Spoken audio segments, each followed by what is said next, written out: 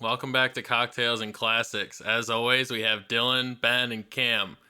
This week, we're talking about Blazing Saddles, the 1974 movie by Mel Brooks. Wow. Cam, just take it away. This week, we have, what was our drink? Blazing Saddles cocktail. All right. It's 1.5 ounces of Reposado Tequila. Okay. They used Espolón, half ounce of lime juice, quarter ounce of simple syrup, half ounce of Elderflower liqueur from Saint Germain, quarter ounce of Chartreuse, which is an herbal liqueur, 2 dashes of a pepper tincture. They used Habanero. And then 2 cherries as garnish. It's a shame Zach isn't here because I feel like he would love this. I mean, I think I would like it. I would be intrigued by it. But Zach, I think, would like it a lot. Oh, yeah. I feel like Zach loves spicy drinks. Spicy drinks are okay, but I'm definitely not going to be like... I do not like spicy drinks that much. Like, if it's a hint, that's fine. But, like... Because, like, that one sounds like it's kind of a hint, you know, with the elderflower and stuff on top of it. But, no, spicy drinks are not for me. I like either, like... harder drinks like like old fashions and stuff, or like very sweet stuff. Like I'm not into the like savory spectrum. I don't want heat in a cocktail. Yeah. I don't want my mouth burn. If I want my mouth to burn drinking alcohol, I'll just drink really strong alcohol. Well, it's a different burn, obviously. Yeah. But like I think it's just another flavor like spectrum that you can hit, because you got your whatever sweet, savory, spicy, bitter, umami. Like it's just another like area you can take it. And I feel like if it's done right, like this, I feel like could be done right since it's only like 2 dashes of like a pepper thing. Yeah. It's not like, oh wow, this drink is really hot. You just get like a little bit of like the taste and a little bit of the like heat towards the tail end of it. I don't know. It might try to I could see where they're gonna make it though a little bit spicier because it's the Blazing Saddle. Yeah, so get the blazing part of it. Yeah, it kind of feels like just feels like margarita adjacent, but it feels like a spicy margarita. Yeah, like with the like chartreuse, like which is an herbal liqueur, and then like the elderflower. It seems like you're like zhuzhing it up a little bit. If you want to make yourselves a blazing saddle, check the show notes below, and hit up the Drizzling Casker links. Get yourself some tequila, some Saint Germain, some Chartreuse. You may have to make the pepper tincture yourself, but check those links below for the Drizzling Casker links to buy some of those. And check out Blazing Saddles. It's on Hulu as of recording. Yeah. Be sure to drink many of these before you watch this movie. If you watch this movie. I will say up front, if you haven't watched it yet, there's a lot of slurs in the movie, like so many of them, and it's bad. So like if you don't want to watch that, like I understand, because it is quite off-putting. It can be quite off-putting. So just a warning, a heads up. It has aged. Most of this movie has aged rather poorly, in my opinion. So I mean, it was also poorly when it came out in the 70s. It was also not okay to say half the words they say. Yes, right, but it looks even worse now. So, just wanted to put that disclaimer on there that there's a lot of that in here. So, either also, don't watch it's it on or Hulu, drink a lot. Which fucking hate watching movies on Hulu.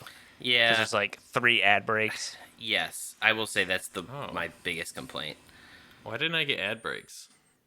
Do you have like Hulu? Ads? I might have the Plus plan. I don't know. My dad pays for it. That might be it. He might have like the premium. I mean, it was nice because it like ended after the first 15, 20 minutes or whatever with the ads, but it was like start, then there was like a chunk, and then another chunk. Yeah. Blazing Saddles is a 1974 Mel Brooks comedy and a spoof on Western films. Currently sits at a 7.7 out of 10 on IMDb. It's the story of, in order to ruin a Western town, a corrupt politician appoints the first black sheriff, who promptly becomes his most formidable adversary.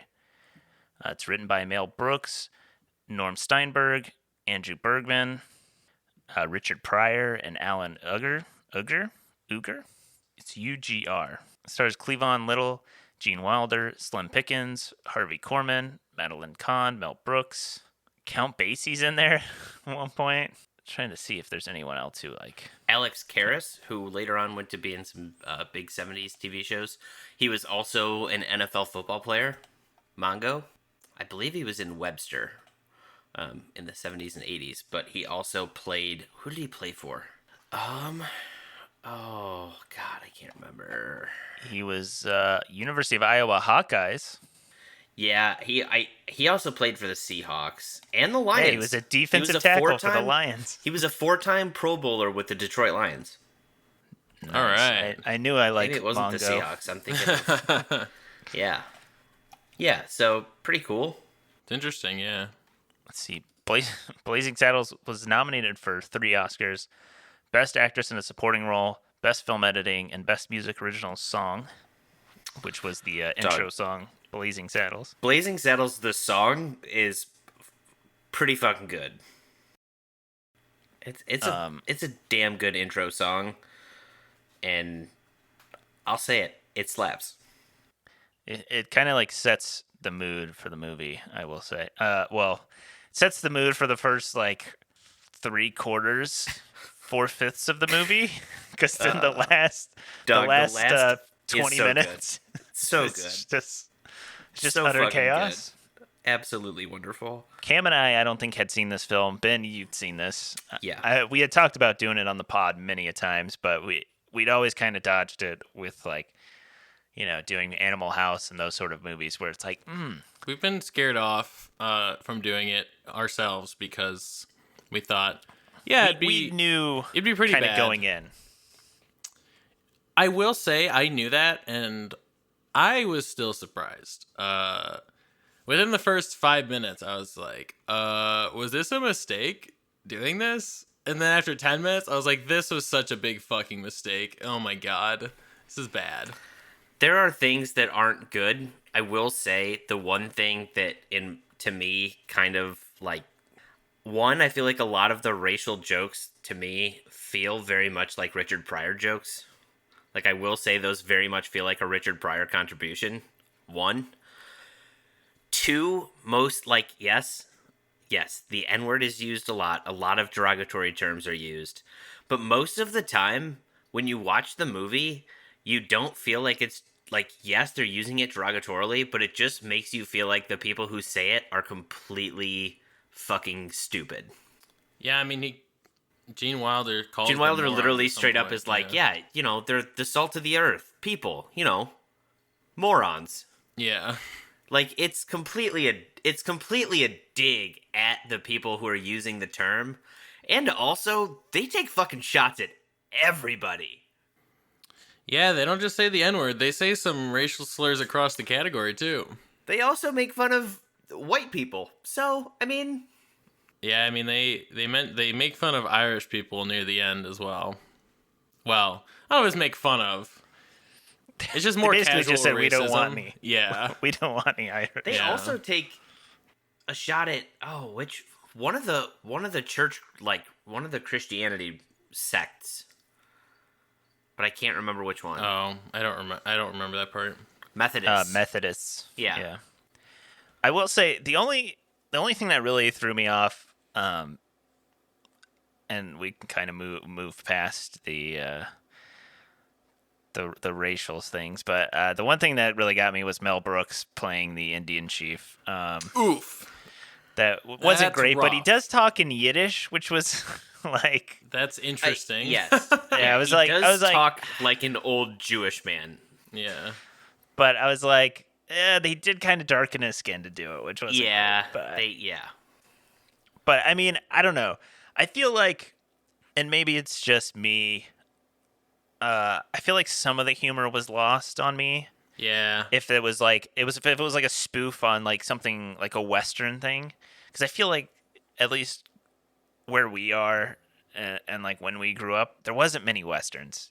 Like if you're gonna watch a Western, it would be like one of the big ones, or we had like Tombstone, and then like the 310 to Yuma 310 to Yuma remake. That was really kind True of Grit remake.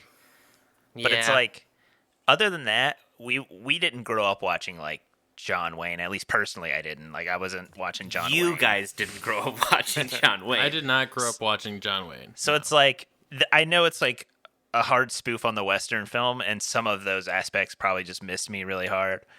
But I do appreciate like Mel Brooks and just the writing style, because I definitely chortled through a lot of this movie with like some of the like dialogue and just like the quirky, like dialogue driven jokes.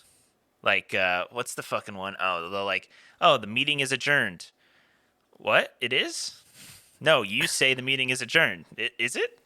Like, Yeah. like that whole bit. Like, I love those kind of like stupid, like who's on first type jokes. I love the absurdity of the humor in this movie. I do. I just absolutely adore it. From the fucking Candygram. I mean, like, it makes no sense. The entire ending. I was gonna say the end I got like fucking super love it. meta. It was Oh my weird. god. That was just- one of the more clever parts of the whole movie. Was But the just end. like from the part where it's literally like, I got something that's gonna slow him down. A toll road. Oh shit. We're gonna need a shit. anyone have any load of dimes? No, you got to go back and get a shit ton of dimes. And then when they walk up, they're like, "Hey, this is a closed set. Screw you. We work for Mel Brooks." Yeah, like it went that far. Oh, and then they're like, the part where it's like, oh, let's go see the end of the movie, or we got to find out how this Yeah. ends, and then they walk into the movie. To the theater. What? After the bad guy had gone in and seen him pull up to the theater on the screen, he's like, "Oh, god damn it," and had to leave or whatever. It was very Spaceballs-esque in Yeah. some of those moments. Yeah. where it's Spaceballs like, the T-shirt.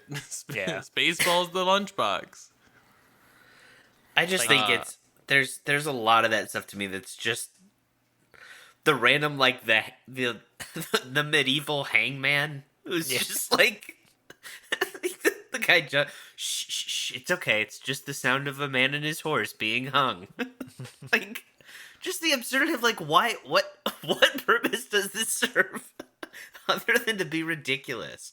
I will say, I wrote down, I was like, how many fourth wall breaks are there going to be in this movie? Yeah. Because like half the lines are like delivered and then they just turn to the camera. Or they're like, why am I asking you? There's some also like anachronistic things too. Like the guy's name is Headley Lamar, and they get it wrong so many times. And in the beginning, like near the, I can't think of minute, I don't know, somewhere in there, the mayor's like, "Oh, it's fine. It's the 1870s. You'll get to sue her." Like later on, Yeah. and it's No, like, no, it's Headley. interesting. No, it's fine. You've got 60 years. You could probably sue her. And then there was another one later on. I don't remember. It was when they were doing all the signups for like all the bad guys near the end, and I'm trying to remember what it was though. He like ran off and said something. He was like, somebody said something about like, "Oh, we'll cut them off at the overpass or something," and he was like, "I hate that cliche," and he like shot him in the foot or something. Yeah. Yeah, he's like, yeah, we'll cut him off at the pass. Or we'll head him off. We'll head him off at the pass. Yeah. He's like, I hate that cliche. Go do that voodoo that you that's do right. so well. The one I was thinking of is that when they get exposed after pulling the hoods off, he says, "And now for my next impression, Jesse Owens," and then just like takes off. Go, what the fuck? There's like so many lines that I didn't realize that were from this movie, or they were like referencing other things, like the "we don't need no stinking badges." Like my dad would always quote that, and I feel like he's quoting this movie and not the movie that this one is referencing. Yeah. 100%. Or I didn't realize it was from this movie, but "where the white women at?" Is it from this movie? I know they say it in this movie, but I feel like it's a reference to something else. I'd be hard pressed to find a movie, another movie where they're referencing that, but maybe I could be wrong. I don't know. But yeah, I mean, I was surprised to hear that too. Let me see.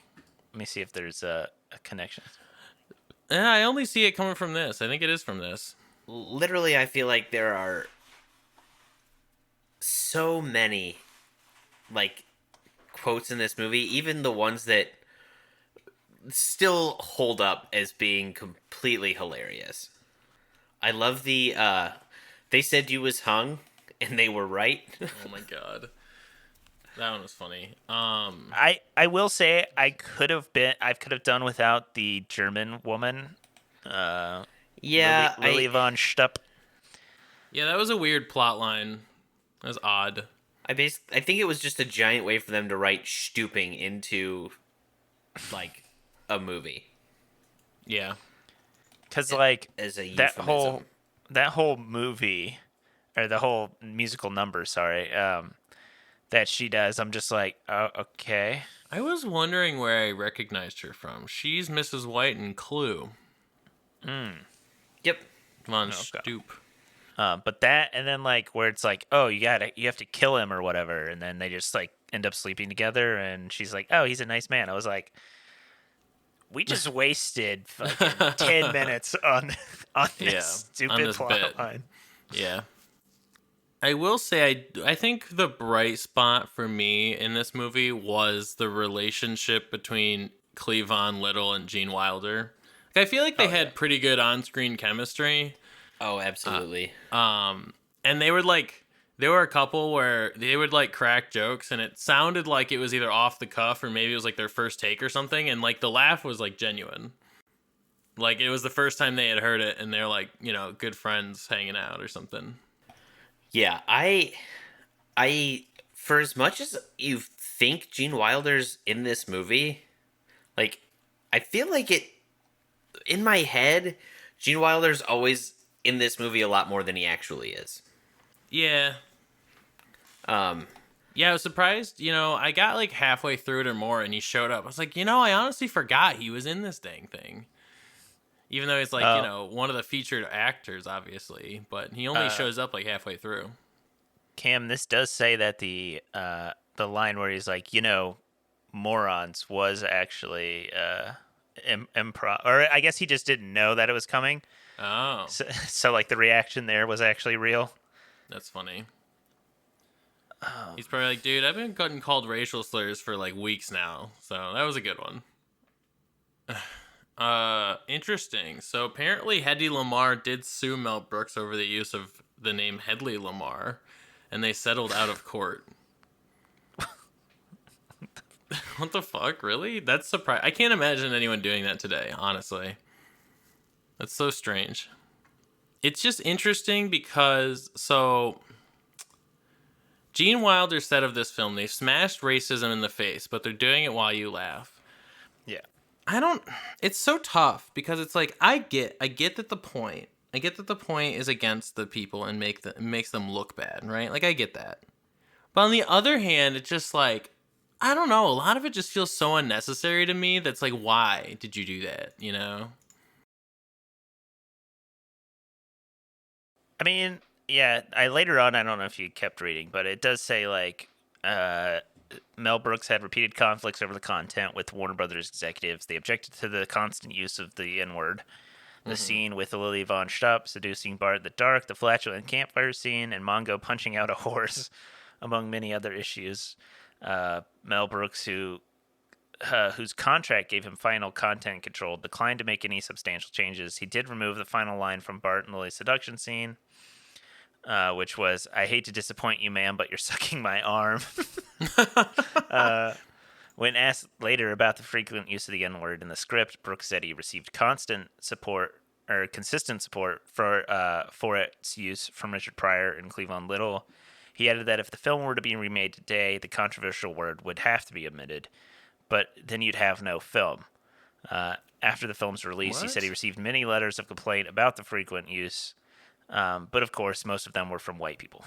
Interesting. Okay. I just don't know. It's hard to feel that out. Like, so I get all that.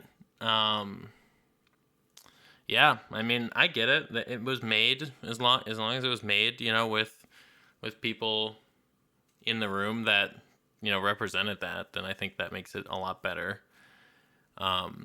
I don't feel super comfortable with it still, but it's interesting. Well, the very first scene of the movie, with Lyle, where he refers to the certain type of work songs, it took them forever to film that because he would not say the word. Yeah, Cleavon Little had to pull him off to the side and be like, "Look, I know, but this is the script. It's okay. We know you're playing the part, but this is the script. So like, if you could do this, so we could all get this done and we can go home, that would be awesome."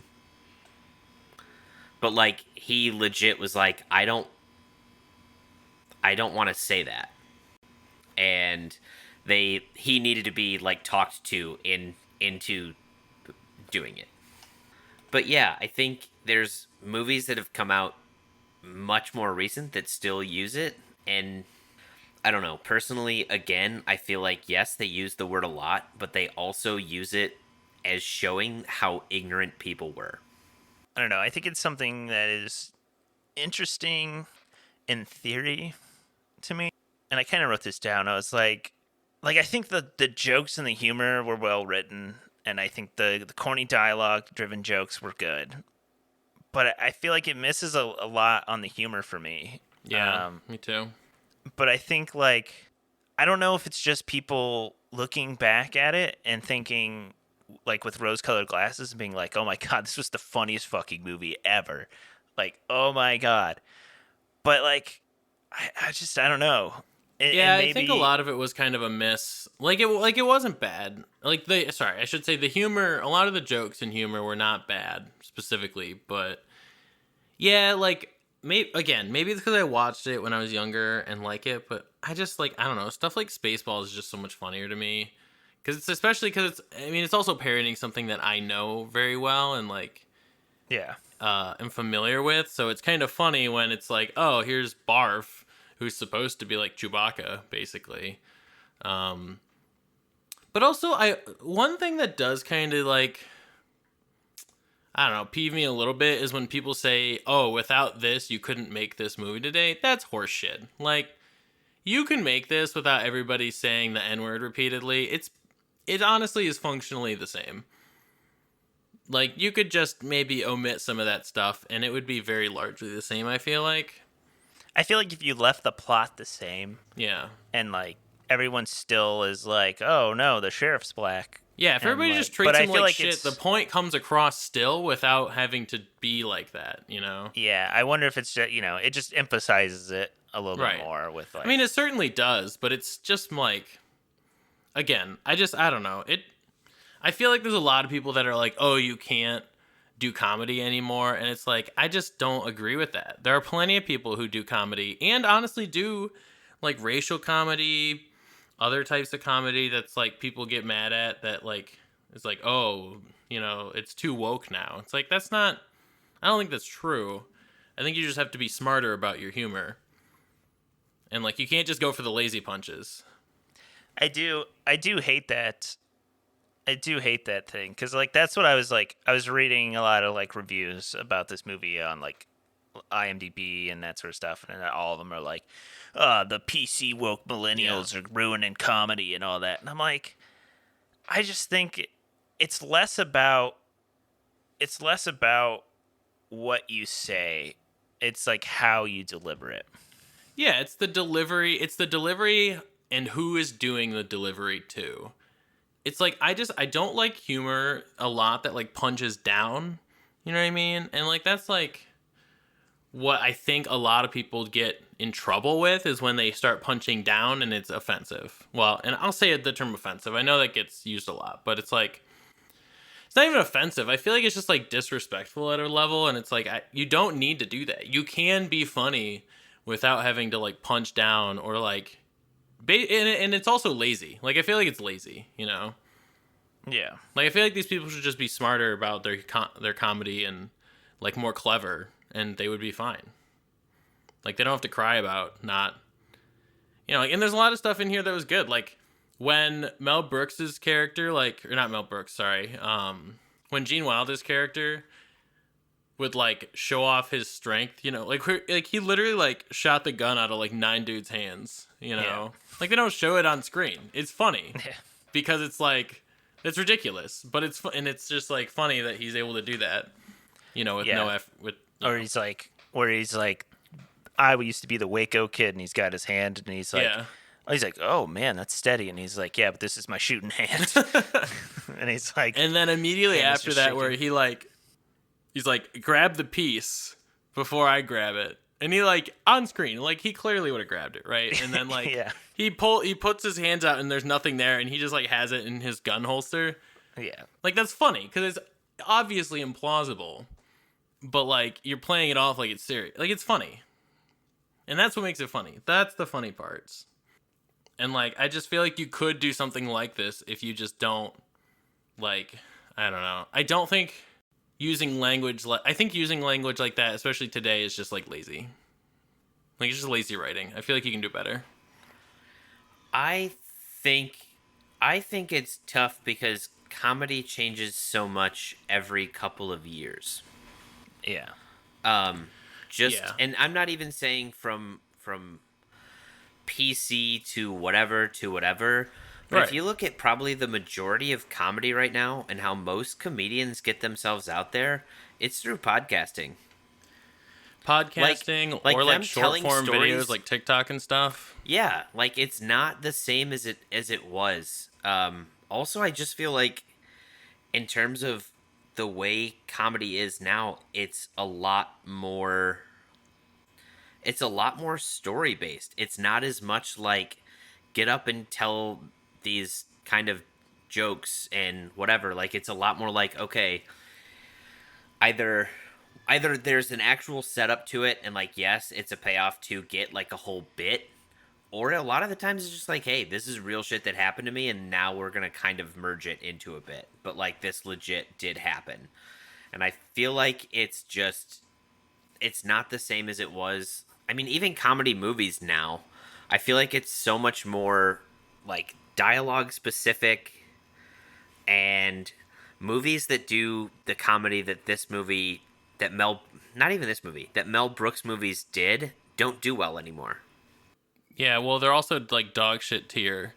Dinner Like for if- Schmucks. like if- that's a like- fucking that's like an updated style Mel Brooks comedy. I think like of this that scary movie. Yeah, I was gonna say I feel like Scary Movie or anything following that. I agree. I think that is very similar to this. Where it's like, oh, here's this random off the cuff random thing that's gonna be funny out of the blue. It's like, yeah, okay, but it's like Family Guy is like the evolution sort of like the like. No, I mean I get what you're kind of saying. where it's the cutaway, but I feel like it's a lot more cutaway, not in. The one thing I love about this movie is the fact that like somehow they make it blend into this movie where you can watch it and be like, that was fucking ridiculous, but also like, all right, I didn't feel like they just cut away to a completely different thing. They tried to legitimately tell it through the story. Yeah, like I thought it was odd at the one point when it's like it's panning away from the fight and then it just pans to the actual LA studio. skyline. Yeah. And I was like, huh, that's weird. And then it like just cuts inside one of the studios and Yeah. it's a completely different set. And I was like, all right, where are we going Yeah. with this? But it's like, Yeah. it was a bit, but it wasn't like Family Guy where Family Guy's like, oh, it's like that one time when so-and-so happened, and then they just flash back to the bit. Ah, It it's was like that like one time Stewie joined a men's chorus, and then it Yeah. cuts to them just doing the fucking men's chorus, and then it would just end and cut back to them talking. Yeah. Whereas this is like, this cuts to this men's chorus shooting this movie, and then out of the blue, these guys just come crashing through. Yeah, it's, I guess, the best Family Guy parallel that I can remember would be like the chicken fights, where it's like Oh, they're yeah. doing something, and then the chicken just busts through the wall and starts Yes. fighting Which- Peter, and they like go through the whole bit. Which, And like, it's the first chicken fight was really funny. The first time they did was And then funny the the first fifth time they did it. Yeah, the fifth time maybe not so much, but the first time was funny how it kept coming back. Yeah. Granted, that was like a long time ago, I guess, but still. The 1990s, yeah. Yeah, I don't know. It's interesting because I will say like there's things that like I don't know we joke about or like I say sometimes, and I'm like, okay, yeah. But we went to a comedy show 2 to 3 weeks ago, and one of the comedians made a joke like, "Oh, well, I guess I'll just go kill myself or something," and I was like, like Yeah, I don't know if I that's don't something I like would say up on it's set. yeah, I it's don't like know. I feel like it's fine when it's like Well, like you said friends or you're before, just like it depends on the context too. Depends on the context and who's saying it and like what's in general, comedy I think depends on who's saying it and what the intention is. And like it can be very cringy and it can be not cringy, just depending on everything. And I think you can do cringy comedy and it be funny if you're doing it right. I mean, yeah. there's comedians that do shit that's like, ooh, but at the same time, I give them credit because sometimes they can be kind of funny.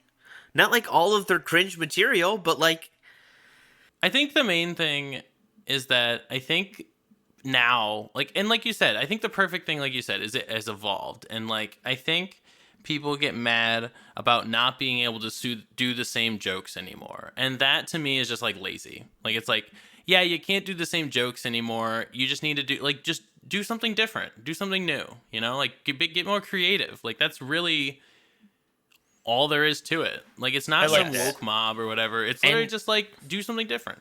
Like you're not canceling Blazing Saddles. You can still watch it and laugh Right. at it and think it's funny. You can watch it. It's You can think just- it's funny, I guess. Like, that's really up to you. But it's like, if you want to make a movie now, like, yeah, you're going to have to change some Don't do things. Blazing Saddles. No. Yeah, don't. devil's advocate ish. But also, if people want to make that stuff, like, I mean, I guess I mean, they can. I'm not going to tell you stop you 'em. can't. I'm also going to say, though, there are sometimes people who go to those types of things, like knowing what it is, and then are surprised that it is exactly what they told you it was going to be. Yeah. I think maybe it was Bobby Lee was telling the story where like somebody who was at the comedy store, they're frequent at the comedy store. It was well known that they were going up, like told this joke, and it wasn't even, I can't remember what the joke was. It was something about like a stroke or something like that. And like, or a relative of his that had a stroke, and like they were going on. And then like these people like started like yelling at him and got up and walked out, and they were like, what's going on? Like, this literally, I'm sorry, but like this is what he does. It's well known this is what he does. Like, you can't come to a comedy show and like sometimes do the work if you're going to put yourself in a situation like that. Like, hey, yeah, you're watching this movie, you should probably know up front it's going to be offensive. Like, Right. there's parts And of it that are not good. Yeah. So, like, you don't be shocked or angry when those parts come up and be like, oh my god, what the hell? Like, you should have known going into it. Two of us had not seen this film, so you get 2 fresh ratings from the Goob Squad, and then Ben will give you a updated rating and a nostalgia rating. Cameron, let us hear Goop it. Squad. Yeah, so this one I don't think was for me. I kind of figured that. Some of it was funny. Like, again, a lot of the like physical stuff, or like just like the absurdity of stuff I kind of talked about earlier, how like, they would always show off screen him like doing his like quick reaction stuff, and he would like like shoot 9 guns out of people's hands and then pan back as if it was like serious, which is funny. I don't love a lot of the content of this. I get that it's like, I get the complexities of it. I don't think it's for me. Not that I don't like Mel Brooks' stuff. I haven't seen a ton of it. I've seen this now, and I've seen Spaceballs. I love Spaceballs. But I'm gonna put this at like a 4. I think it's okay. It's not great. The ending was funny though. Like the whole ending part was funny and clever, and the relationship between Cleavon Little and Gene Wilder was really good. But a lot of it for me just fell pretty flat. We talked about at length, ad nauseum. We've talked about like some of the content, but I kind of have to agree with Cam a little bit. Like, I just don't know if this one was for me. I feel like I missed some of the jokes, and maybe that was like we talked about earlier, some of the Western spoofs and that content. But I do enjoy Mel Brooks. I love like absurdist humor, off the wall comedy. I love the corny dialogue and a lot of the like jokes or like things that would go through like an entire bit just for one joke. I liked that. The whole Lily von Stapt character, like I could have done without. I feel like that wasted like 12 minutes of my life. But leaving this movie, I'm gonna give it a 5.5 out of 10. Like, I was never like, when is this movie gonna be over? And I enjoyed myself. Like, I chortled a bit, but it was never like huge laugh out loud moments. Give us the 10, Ben. Give us the 10. No, I don't think this is a 10. I think going into it, I had it probably around a 7. Like, I enjoy it. I think there's parts of this movie that make me completely lose it. Hell, you lost it earlier just reading quotes. I love Cleavon Little and Gene Wilder's, like, their chemistry is so good. And it's interesting. One thing that I read, and I did know this, Pryor was supposed to be the sheriff, but because his stand-up was so racy, studios did not want to put him as the star of a movie. They did not want him to be the star of the movie. They were like, nope, if you put him on there, people think he's too offensive. No one's going to go see it. We won't fund it. We're not going to let you make the movie. So they had to cast someone else. Cleavon Little and Gene Wilder are fantastic. Their banter, their back and forth. Yes, this movie is dated. This movie with the race stuff is not good. At the same time, I don't think it's as bad as some of the other movies of the time due to the fact that I feel like it was done in a way to make the people saying it look worse than the people it's supposed to be derogatory towards. Like, yes, they're saying the N-word. It is not good. They're saying the N-word and they look like the bad guys. Like, they are made out to be not good people or not intelligent or whatever you want to say. That said, to me, this movie is like an adult Looney Tunes cartoon. That's what I put it as to me. Like, to me, it's a Looney Tunes. Like the sheriff is Bugs Bunny. Literally, he does like the frickin' Candygram. It's straight out of like a Looney Tunes bit. I think there's other things. I think the funniest parts of this movie are not the jokes that are geared to offend anyone. It's just the absurd stuff of like the toll booth, where it's just like, what in your right mind is like, I know this is it. This is what's gonna save us. Or the giant fight scene through the middle of like the Paramount lot. Just the meta parts of them going to watch the end of the movie at the theater. Just stuff like that that's absolutely absurd. I think those are the best parts of it. And for me at least, I can grimace and like bear the uncomfortableness of some of the language and still think this movie's enjoyable. That said, I don't know that it's a 7. I'd probably drop it towards like a 6 because it's one of those movies that I don't think it's like the end all be all of comedy movies, but it is a movie that's just, I think it's just a fun, enjoyable movie personally. If you enjoyed this episode, don't forget to rate and subscribe. Check us out on Instagram at Cocktails and Classics Pod. Hit up the Drizzly and Casker links below and make yourself a Blazing Saddles. You can check out Blazing Saddles on Hulu as of recording. Check us out next week. Share us with your friends and family. Leave us a review. And as always, watch responsibly.